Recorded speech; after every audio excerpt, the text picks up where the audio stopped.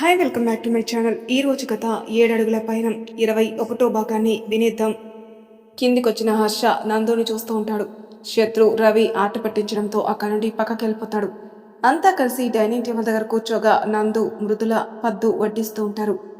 అంజలి తింటూ ఈ రోజు నా గిఫ్ట్ ఏంటి హర్ష అని అడుగుతుంది. కొత్తగా ఇచ్చేదేముంది, నువ్వు ఏది అడిగితే అదే కదా, ఈసారి కూడా అంతే అంటాడు హర్ష. సరే అయితే మంచి ప్రింటరే పడతాలే, ప్రిపేర్ అయిపో అని నవ్వుతుంది అంజు. సర్లే గాని ఈరోజు మనం నందు వాళ్ళ అన్నయ్య వాళ్ళ ఇంటికి వెళ్తున్నాం, ఫాస్ట్గా రెడీ అవ్వండి అంటాడు హర్ష. నందు వాళ్ళ ఇంటికా? ఎందుకురా, ఇక్కడ మన సెలబ్రేషన్స్ అయిపోయాక నువ్వు నందు వెళ్ళండి, మేమంతా ఎందుకు అంటుంది అంజు. లేదు అంజు, ఇక్కడ కొంతమంది అక్కడ కొంతమంది ఎందుకు, అంతా కలిసి అక్కడే సెలబ్రేట్ చేసుకుందాం, అక్కడికే వెళ్దాం. నందు కూడా ఈ మధ్య అసలు వెళ్ళనే లేదు అంటాడు హర్ష. అంజు నందుని చూస్తుంది. నందు చాలా సంతోషంగా హర్షాన్ని చూస్తూ ఉంటుంది. అంజు నందు చేయి పట్టుకొని కదిపి ఓకేనా అని కళ్ళెగరేస్తుంది. నందు అవును అని తలూపి నవ్వుతుంది. ఏరా శత్రు, మాకు తెలియకుండా బాగానే మేనేజ్ చేసి మా అమ్మాయిని పడేశావన్నమాట, నువ్వు బాగా ముదిరిపోయావురా, ఇదిగో ఈ దెయ్యానికి కూడా తెలిసే ఉంటుంది అని అంజుని చూపిస్తూ ఇద్దరికిద్దరు తోడు దొంగలే కదా, మాకెందుకు చెప్తారులే అంటారు సుహాగారు. హలో, అంతలేదు, వీడు నాకే హర్ష పెళ్ళప్పుడు చెప్పాడు, ఇంకా మీకు చెప్పడానికి టైం పట్టచ్చులే అంటుంది అంజు. శత్రు నవ్వుతూ అదేం లేదత్తయ్య, చెప్పాలని అనుకున్నాను కానీ బావ కొంచెం టెన్షన్లో ఉన్నాడు కదా, ఇప్పుడే ఎందుకు లేని చెప్పలేదు అంటాడు. హర్ష చెప్పున శత్రుని చూస్తాడు. హర్ష టెన్షన్గా ఉన్నాడు. ఏమైంది, ఏదైనా ప్రాబ్లమా కంగారు నిండిన స్వరంతో అడుగుతారు సుహాగారు. ఆ, నోరు జారేశానే అని తల పట్టుకుని అదేం లేదత్తయ్య, మొన్న ఈ మధ్య ఆఫీస్లో టెన్షన్ వచ్చింది కదా, కొంతకాలం ఆగి చెప్పాలని ఆగాను అంటాడు శత్రు. ఓ అలాగా అంటారు సుహా. అవునరా అంజు, నువ్వు తనకే హర్ష పెళ్ళికి చెప్పావు అంటుంది, అంటే నువ్వు మృదులని ఎప్పటి నుండి లవ్ చేస్తున్నావురా అంటాడు రవి. హా అవునన్నయ్య, నిన్ననే అడుగుదాం అనుకున్నా కానీ మాటల్లో పడి కుదరలేదు. నువ్వు వదిన్ని ఎప్పటి నుండి ప్రేమిస్తున్నావు అంది నందు. శత్రు ఏం మాట్లాడకుండా నవ్వుకుంటాడు. అబ్బో, నా మేనల్లుడు సిగ్గుపడుతున్నాడు సుహా అంటూ నవ్వుతారు అరవింద్. హే బ్రో, మన పరువు తీయకు, ఫాస్ట్గా చెప్పేయాలి, చెప్పు అంటాడు శ్రీధర్ అంజు హస్బెండ్. అవునరా చెప్పు, అయినా నువ్వు సిగ్గుపడ్డవేంట్రా, వీళ్ళు నాలాగా నవ్వరు, మహా అయితే షాక్ అవుతారు అంతే అంటుంది అంజు. అబ్బో, అంత గొప్ప లవ్ స్టోరీ నా మనోడిది అంటాడు రవి. వింటావుగా అంది అంజు. మొదలెట్రా బామర్ది అంటాడు హర్ష తింటూ. అది నేను ఒక అని స్టార్ట్ చేయబోయాడు శత్రు. ఆ ఆగాగు అని ఆపేశాడు రవి. ఏంటని గోలా అంది పద్దు. అబ్బా నువ్వు ఆగవే. రే శత్రు, ఇంతకీ నువ్వు మృదుల ఎప్పటి నుండి లవ్ చేసుకుంటున్నారో చెప్పలేదు అంటాడు రవి. అదా, ఒక 1 year నుండి అంటాడు శత్రు. కాదు 1.5 year అంటుంది మృదుల వెంటనే. తల కొట్టుకుంటాడు శత్రు. ఏంట్రా, ప్రేమలో పడ్డాక టైం తెలీదంటూ అంటే ఏమో అనుకున్నాను కానీ నీ విషయంలో అది నిజమేరా అంటాడు రవి. ఏంట్రా, సంవత్సరన్నర నుండి ప్రేమించుకుంటూ మాకొక్క విషయం కూడా చెప్పలేదా అంటారు సుహ. నాకు చెప్పాడు కానీ సంవత్సరం అనే చెప్పాడమ్మా వెధవ, నా దగ్గర కూడా దాచాడు అంటూ ఆపోతుంది అంజు. శత్రు మృదుల వైపు సీరియస్గా చూస్తాడు. అప్పుడు అర్థమవుతుంది మృదులకి శత్రు ఎందుకు అబద్ధం చెప్పాడు. ఆ సీరియస్నెస్ తట్టుకోలేక హర్ష వైపు చూస్తుంది. హర్ష అందుకొని ఆ మా చెల్లిని చూసింది చాలే కానీ నీ స్టోరీ చెప్పవయ్యా అంటాడు. నో, వాడెందుకు అబద్ధం చెప్పాడో మనకెందుకు చెప్పలేదో చెప్పే తీరాలి అంటారు రవి అంజు ముక్తకంఠంగా.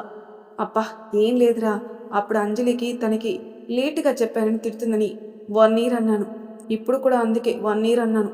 ఇక మీకెందుకు చెప్పలేదంటే మా ఇద్దరికి ఓకే కదా అని మీ అందరి అభిప్రాయాలు వదిలేలేం కదా, అందుకే మెల్లగా అందరినీ ఒప్పిద్దామని అనుకున్నాను.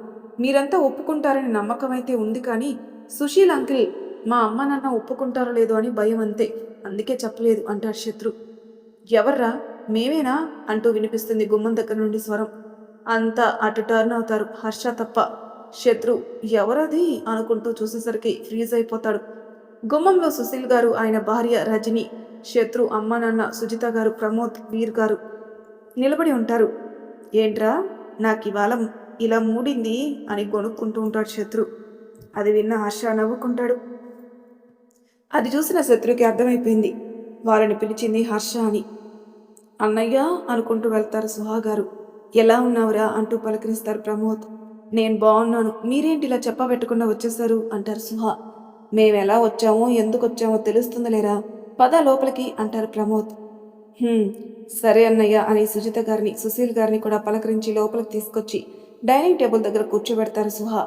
వాళ్ళు వచ్చేటప్పటికే శత్రు హర్షాని కళ్ళతోని బూతులు తిడుతూ పిచ్చ కొట్టుడు కొడుతున్నట్టు ఊహించుకుంటున్నాడు. హర్ష అవేం పట్టించుకోకుండా తింటున్నాడు. శత్రు సుహాగారు వాళ్ళు రావడం గమనించి వస్తే ఏమంటారు అని గబగబా తినేసి హాల్లోకి వెళ్ళిపోతాడు. వెనకే మృదుల కూడా. శత్రు వెనకాలే వెళ్ళగానే అందరూ నవ్వుకుంటారు. ఏంటి హర్ష, మేము వస్తున్న విషయం ఎవరికీ చెప్పలేదా అంటారు ప్రమోద్. లేదు మావయ్య, మీరొచ్చాకే చెప్పాలని అనుకున్నాను అంటాడు హర్ష. ఏం చెప్పాలనుకున్నావురా అంటారు సుహా. అదే అమ్మా నువ్వు మీ అన్నయ్యని డాడ్ వాళ్ళ చెల్లిని మిస్ అవుతున్నారు కదా, అందుకే మావయ్య వాళ్ళని రమ్మన్నాను. అలాగే ఈరోజు శత్రు మృదుల ఎంగేజ్మెంట్కి ముహూర్తం పెట్టిద్దామని సుశీల్ అంకిల్ కూడా రమ్మని చెప్పాను అంటాడు హర్ష. ఓ అని అందరూ హ్యాపీగా నవ్వుకుంటారు. కానీ నందు నవ్వుతున్నా కూడా ఎందుకో బాధపడుతుందని అర్థమవుతుంది హర్షకి. సరే కానీ శత్రుగాడికి నిజం తెలిస్తే నీకుంటదరా బావా అని నవ్వుతాడు రవి. హర్ష కూడా అవునరా అంటూ నవ్వుతాడు. ఇంతకీ ఎప్పుడు చెప్దామని అన్నయ్య అంటుంది పద్దు. కాసేపట్లో వాడికే తెలిసిపోతుందిలేరా అంటాడు హర్ష. హాల్లోకి వచ్చిన శత్రు అటు ఇటు తిరుగుతూ ఉంటాడు. వెనకే వచ్చిన మృదుల, ఏంటి శత్రు, ఏమైంది, ఎందుకలా టెన్షన్ అవుతున్నావు అంటుంది. మరవ్వక ఏం చేయాలి, అక్కడ మా బాబు మీ బాబు ఎందుకు బాబు నువ్వు మాకు చెప్పలేదు అంటే ఏం చెప్పాలి, అసలే మా బాబు అంతకు ముందు ఒకసారి నా గర్ల్ ఫ్రెండ్ గురించి చెప్పలేదని చీపురు కట్ట ఇరిగేలా కొట్టారు అంటూ వాపోతాడు. ఎంతసేపటికి మృదుల నుండి ఎలాంటి సౌండు లేకపోయేసరికి ఏంటా అని వెనక్కి తిరిగేసరికి మృదుల నడుం మీద చేతులు పెట్టుకుని ఒక కన్ను చిన్నగా చేసుకుని శత్రుని గుర్రుగా చూస్తుంది. ఏంటి అలా చూస్తున్నావు అంటాడు శత్రు. ఎవత్తది అంటుంది మృదుల. ఎక్కడా అని చుట్టూ చూస్తాడు శత్రు. ఓవర్ యాక్షన్ చేయకు, నిజం చెప్పు, ఎవత్తది, అదొక్కతేనా లేక ఇంకా లిస్ట్ ఏమైనా ఉందా అంటుంది మృదుల. ఒసే ఏం మాట్లాడుతున్నావే, అసలు ఎవరి గురించి మాట్లాడుతున్నావే అంటాడు. నీ గర్ల్ ఫ్రెండ్ గురించి అంది మృదుల. అబ్బా చిన్ను, అది ఇప్పుడు కాదే, నా 6th క్లాస్ స్టోరీ అది, దానికి ఆల్రెడీ పెళ్ళి కూడా అయిపోయింది అంటాడు. ఏ ఫీల్ అవుతున్నావా అంది. అబ్బా నేనున్న సిచ్యువేషన్ ఏంటి, నువ్వు మాట్లాడేదేంటి, ముందు నేను ఎలా తప్పించుకోవాలో చెప్పవే అంటాడు. అది నీ ఇష్టం, ముందు నా విషయం తేల్చు అంది. ఒసే నా నోటి దురదతో ఏదో అన్నానే, వదిలేయ్ ప్లీజ్, ఇప్పటి సంగతి చూద్దాం అంటాడు. నువ్వే చూసుకో అంటూ లోపలికి వెళ్ళిపోతుంది మృదుల. దేవుడా, మొత్తం ఈ హర్షగాడి వల్లే చచ్చాడు ఇవ్వాలను వీడు అనుకుంటాడు శత్రు. ఇప్పుడు డాడ్ వాళ్ళనే కాదు దీన్ని మేనేజ్ చేయాలి అనుకుంటూ లోపలికి వెళ్తాడు. శత్రు లోపలికి వచ్చేసరికి అందరూ పై ఫ్లోర్లో ఉన్న హాల్లో కూర్చుని మాట్లాడుకుంటూ ఉంటారు. శత్రు మెల్లగా స్టెప్స్ ఎక్కుతూ వాళ్ళ దగ్గరకు వచ్చేసరికి, సుశీల్ గారు రా అల్లుడు, నువ్వు కూడా రెడీ అంటే ఇంకా మనమంతా బయలుదేరదాం అంటారు. ఒక క్షణం శత్రు ఆశ్చర్యంగా చూసి మృదుల వైపు చూస్తాడు. శత్రు చూసేటప్పటికి మృదుల ముఖం తిప్పుకుంటుంది. అబ్బా ఇదొక్కతి అనుకుంటాడు శత్రు. వాళ్ళ నాన్నని చూస్తాడు. వాళ్ళు ప్రశాంతంగా నవ్వుతూ ఉంటారు. వామ్మో వీలేంటి ఇలా ఉంది, నాకు బ్రెయిన్ దొబ్బేలా చేస్తున్నారే, ఇక ఈ టెన్షన్ నా వల్ల కాదు, నేనే చెప్పేస్తాను అనుకొని డాడ్ అది నేను మృదుల అని చెప్పబోతాడు. ప్రమోద్ గారు మధ్యలో ఆపి, పర్లేదులేరా, నువ్వు మాకు చెప్పకుండా పెళ్ళికి ఒప్పుకున్నందుకు మాకేమీ కోపం లేదు. మాకు ఎలాంటి కోడలు కావాలో నీకు తెలుసు. నువ్వు ఆ అమ్మాయికే ఓకే చెప్పావు. పైగా సుశీల్ గారు లాంటి మంచి మనిషి మాటను కాదనకుండా ఆయన మాటకి మా పెంపకానికి గౌరవం ఇచ్చావు. ఇది చాలరా అంటారు. శత్రు కన్ఫ్యూజన్తో బ్రెయిన్లో నరాలు కట్ అయిపోతున్నాయి. అసలు అక్కడ ఏం జరుగుతుంది, వాళ్ళు ఏం మాట్లాడుతున్నారు, ఏం అర్థం కావట్లేదు. డాడ్ నేను పెళ్ళికి ఒప్పుకోవడం ఏంటి అంటాడు. అదేంటి శత్రు, హర్ష అని అడిగితే నువ్వు ఒప్పుకున్నావని చెప్పాడు అంటారు సుశీల్. బావా బావ చెప్పడం ఏంటి, అదే శత్రు, నీ గురించి నాకు చిన్నప్పటి నుండి తెలుసు. నువ్వు నా కూతుర్ని చేసుకుంటే బాగుంటుందని హర్షని అడగమంటే నేను అడిగి చెప్తానని వెళ్ళి నైట్కి ఫోన్ చేసి నువ్వు ఓకే అన్నావని చెప్పాడు అంటారు సుశీల్. అప్పుడు అర్థమవుతుంది శత్రుకి, హర్ష ఇప్పటిదాకా తనతో ఆడుకున్నాడని, తన పెళ్లి గురించి తనే ఒప్పించాడని, బిల్డప్ ఇస్తున్నాడని. వెంటనే హర్ష వైపు చూస్తాడు శత్రు. హర్ష నవ్వుతూ తననే చూస్తాడు. రవి కూడా పగలబడి నవ్వుతూ కనిపిస్తాడు. రేయ్ అయిపోయారు ఇవాళ నా చేతిలో అనుకుంటూ వాళ్ళ వైపు పరిగెడతాడు. ఇద్దరు శత్రుకి దొరకకుండా ఇల్లంతా తిరుగుతూ ఉంటారు.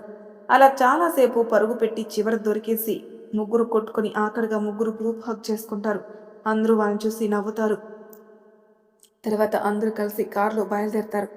నందు, హర్ష ఒక కారులో, శత్రు, మృదుల, సుశీల్, రజనీ గారుల ఒక కారులో, రవి, పద్దు, అంజలి, శ్రీధర్ వాళ్ళ పిల్లలు, ప్రత్యయ్, ప్రత్యూష ఒక కారులో, అరవింద్, సుహాసిని గారులు, ప్రమోద్, సుజిత గారులు ఒక కారులో అంతా నందు వాళ్ళ ఇంటికి పయనమయ్యారు. హర్ష నందు కారులో. నందు, చెప్పండి హర్ష గారు, ఎందుకు డల్లుగా ఉన్నావు? ఏమైంది? అయ్యో, నేను బాగానే ఉన్నాను, మీకెందుకు అలా అనిపించింది? "హ్మ్, నువ్వు నవ్వుతున్నావు కానీ నీ కళ్ళు ఎందుకో ఏదో ఆలోచిస్తున్నాయి, ఏంటది?" నందు ఒక క్షణం హర్ష కళ్ళలో చూస్తూ ఉండిపోయింది. అలాంటిదేమీ లేదు హర్ష గారు, ఐఎమ్ ఓకే అంటుంది. రవి, పద్దుల గురించేనా? చప్పున హర్ష వైపు చూస్తుంది. మీకెలా తెలుసు? హర్ష నవ్వి, శత్రు ఎంగేజ్మెంట్ గురించి చెప్పినప్పుడు నువ్వు కొంచెం డల్ అయినప్పుడే అర్థమైంది. నువ్వేం బాధపడకు, పద్దు వాళ్ళ నాన్న ఒప్పుకున్నారు. ఇవాళే వాళ్ళ ఎంగేజ్మెంట్కి కూడా ముహూర్తం పెడతారు. డోంట్ వరీ అంటాడు. అదేంటి, నేను మాట్లాడినప్పుడు ఆయన ఒప్పుకోలేదు కదా, మరి ఇప్పుడెలా ఇంత సడన్గా అంది. నేను మొన్ననే మాట్లాడాను, ఆయనకు అర్థమయ్యేలా చెప్పాను. ఆయన ఒప్పుకున్నారు. వాళ్ళకి సర్ప్రైజ్, అందుకే ఇందాక చెప్పలేదు. "హ్మ్, ఈ మధ్య మీకు ఈ సర్ప్రైజులు ఇవ్వడం బాగా అలవాటైపోయింది." హర్ష నవ్వుతాడు. అవును, వదినికి శత్రు అన్నయ్యకి చాలా బాండ్ ఉంటుందనుకుంటా అంది. అవును నందు, వాళ్ళిద్దరు చిన్నప్పటి నుండి బెస్ట్ ఫ్రెండ్స్ కదా. ఏ చిన్న విషయమైనా ఇద్దరు చెప్పుకుంటారు. అందులోనూ అంతా కలిసి పెరిగాం కదా, అందుకే. అవును, అర్థమవుతుంది. వదిన అత్తయ్య మావయ్యని అమ్మా నాన్న అని పిలుస్తున్నప్పుడే. "హ్మ్, అవును నందు, నీకొక విషయం తెలుసా? అంజు పెద్దనాన్న పెద్దమ్మల్ని మమ్మీ డాడీ అంటుంది. కానీ అమ్మ డాడ్ని మాత్రం అమ్మా నాన్నే అంటుంది. విక్రమ్ గాడు కూడా అంతే, అమ్మా నాన్న అంటాడు. ఇంకో విషయం చెప్పనా? అంజుకి పెళ్ళై వెళ్ళిపోతుంటే అంజు కన్నా ఎక్కువగా వీడే ఏడ్చాడు అని చెప్పి నవ్వుతాడు హర్ష. నందు కూడా నవ్వుతుంది. ఇక రవి అయితే చిన్నప్పటి నుండి అమ్మా నాన్న అనరా అంటే అత్త మామ అనేవాడు. తర్వాత తర్వాత ఆంటీ అంకుల్ అంటున్నాడు. ఏంట్రా అంటే చెప్పడు. అమ్మ కూడా వాడికి పిలవాలని అనిపించినప్పుడే పిలవని, బలవంత పెట్టద్దని చెప్పింది అన్నాడు. "హ్మ్, మరి అన్నయ్య ఎందుకు వేరేగా ఉంటున్నాడు? మనతోనే ఉండొచ్చుగా" అంది. నేను చాలాసార్లు చెప్పాను మన ఇంటికి వచ్చేయమని, కానీ వాడు ఇప్పటిదాకా ఇక్కడే ఉన్నాను కదా, ఇక నుండైనా నేను ఇండిపెండెంట్గా ఉంటానని మమ్మల్ని అందరినీ ఒప్పించి వాడు సంపాదించిన డబ్బుతోనే ఫ్లాట్ కొనుక్కొని ఉంటున్నాడు అన్నాడు హర్ష. ఎప్పుడూ నవ్వుతూ నవ్విస్తూ తిట్లు తింటూ ఉండే రవి ఎందుకో నందుకి ఇవాళ కొత్తగా, బాధ్యతగా, ముఖ్యంగా ఎందుకో బాధపడుతున్నట్టుగా అనిపిస్తున్నాడు. హర్ష గారు, చెప్పు నందు. అది, నేను ఒకరిని ఇన్వైట్ చేశాను, మీకు ఓకే కదా? హర్ష నవ్వి, అదేంటి నందు అలా అంటున్నావు? వెళ్ళేది మీ అన్నయ్య వాళ్ళ ఇంటికి, మీ అన్నని అడగాలే కానీ నన్ను అడుగుతున్నావు అంటాడు. నందు పొద్దున్నుండి గమనిస్తుంది. హర్ష కావాలని అంటున్నాడో లేక తెలియకుండా అనేస్తున్నాడో తెలియదు కానీ అది నందు వాళ్ళ ఇల్లని మాత్రం అనడం లేదు. అయితే వాళ్ళ అన్న ఇల్లు లేదా వాళ్ళ అమ్మ నాన్న ఇల్లు అంటున్నాడు. ఎందుకో అది చాలా సంతోషంగా అనిపించింది నందుకి. అది కాదు హర్ష గారు, ఆ వ్యక్తిని చూసి మీరు కోప్పడకూడదు, అందుకే అంటున్నాను అంది. నేను చూస్తేనే కోప్పడే వ్యక్తి ఎవరు నందు అంటాడు. మీరు కోప్పడనని ముందు నాకు ప్రామిస్ చేయండి, అప్పుడు చెప్తాను అంటుంది. నందు చిన్నపిల్లల ప్రామిస్సా అంటే నవ్వొస్తుంది హర్షుకి. సరే అని ప్రామిస్ చేసి "హ్మ్, చెప్పు" అంటాడు. శత్రు మృదుల వాళ్ళ కారులో. శత్రు మృదురాని మాట్లాడించాలని ఎన్ని చెప్తున్నా ప్రయత్నం ఫలించడం లేదు. కొంచెం గట్టిగా చెప్దామంటే వెనక సుశీల్ గారు వాళ్ళు ఉన్నారు. ఇక ఇలా కాదని ఆ విషయం ఈ విషయం మాట్లాడుతూ మధ్య మధ్యలో ఏమంటావు మృదుల అంటూ ఉంటాడు. మృదుల కూడా సుశీల్ గారు వాళ్ళు ఉన్నారని ఏమీ మాట్లాడుకున్నా "హ్మ్" అంటూ నవ్వుతుంది తప్ప ఏం మాట్లాడలేదు. అలా ప్రయత్నిస్తూనే ప్రయాణం సాగిస్తున్నాడు శత్రు. వాళ్ళిద్దరూ ఎందుకో గొడవ పడ్డారని మృదుల అలిగిందని, శత్రు తనని బుజ్జగించే ప్రయత్నం చేస్తున్నారని అర్థమైన సుశీల్, రజనీ గారులు శత్రు పాటలకి నవ్వుకుంటారు. రవి, పద్దుల కార్లు. నలుగురు మాట్లాడుకుంటూ ఉంటారు. పద్దు పిల్లలతో మాట్లాడుతూ ఉంటుంది. రవి అంజు ఎందుకో పరధ్యానం అనడం గమనించి అడుగుతాడు. అంజు కనీసం అది కూడా పట్టించుకోకుండా ఏదో ఆలోచిస్తూ ఉంటుంది. మళ్ళీ రెట్టించి అడిగేసరికి తేరుకొని ఏమీ లేదని మళ్ళీ మాటల్లో పడిపోతుంది. నాకు తెలుసు అంజు, నువ్వు హరిప్రకాష్ వర్మ గారి గురించే బాధపడుతున్నావని. అందరూ ఉండి ఆయన లేనందుకే నువ్వు బాధపడుతున్నావని అర్థమవుతుంది. కానీ నేనెక్కడుంటే ఆయన అక్కడ ఉండరు, అందుకే రాలేదని నాకు తెలుసు. ఐఆమ్ సారీ అంజు, నా వల్లే నువ్వు బాధపడుతున్నావు అనుకుంటాడు రవి. "హ్మ్, ఇప్పుడు చెప్పు నందు, ఎవరు ఆ వ్యక్తి? ఎందుకు నాకు కోపం?" అంటాడు హర్ష. అది ఆ వ్యక్తి పి పి ప్రియా అంటుంది నందు. మరి తర్వాయి భాగంలో ఏం జరుగుతుందో నెక్స్ట్ ఎపిసోడ్లో తెలుసుకుందాం. ఇంతవరకు నా ఛానల్ సబ్స్క్రైబ్ చేయని వాళ్ళు ప్లీజ్ సబ్స్క్రైబ్ చేసుకోండి. లైక్ చేసి షేర్ చేయండి. మీ అభిప్రాయాలు నాకు కామెంట్ రూపంలో తెలియజేయండి. Thank you for listening.